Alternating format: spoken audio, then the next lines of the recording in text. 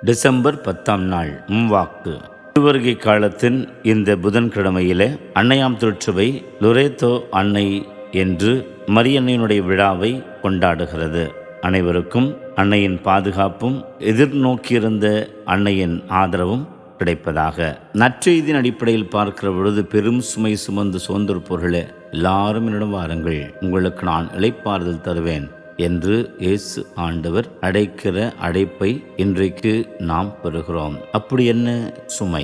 ஒரு வாழ்ந்த காலத்தில் திருச்சட்ட அறிஞரும் பரிசேயரும் சமயத்தின் பெயரால் பாமர மக்கள் தாங்க முடியாத அளவிற்கு சுமைகளை ஏற்றி வைத்தார்கள். அதனால் மக்களது வாழ்வு பெரும் துயரத்திற்கு ஆளாகி இருந்தது. அவர்களுக்கு ஆறுதல் தரவும் சுமைகளெல்லாம் சுமக்கிற சுமைதாங்கியாக தான் இருப்பதாகவும் வெளிப்படுத்துகிற ஆண்டவர் இயேசு இன்றைக்கு நம்மை சற்று யோசித்து பார்க்க சொல்லுகிறார். நாமும் இப்படி பல்வேறு விதமான அழுத்தங்களால் அழுத்தப்பட்டிருக்கிறோம், சுமைகளால் வாடிக்கொண்டிருக்கிறோம்.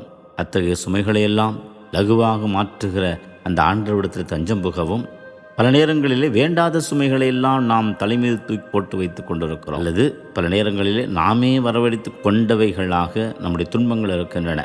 இத்தகைய அத்தனை வாரங்களிலிருந்தும் நம்மை விடுவிப்பது யார் என்று பார்க்கிற பொழுது, நாம் நம்புகிற கடவுளை தவிர வேறு யார் இருக்கிறார்கள்? வாருங்கள், அவரிடம் தஞ்சம் அடைவோம். நம்ம உள்ளத்திற்கு இளைப்பாறுதல் கிடைக்கும்.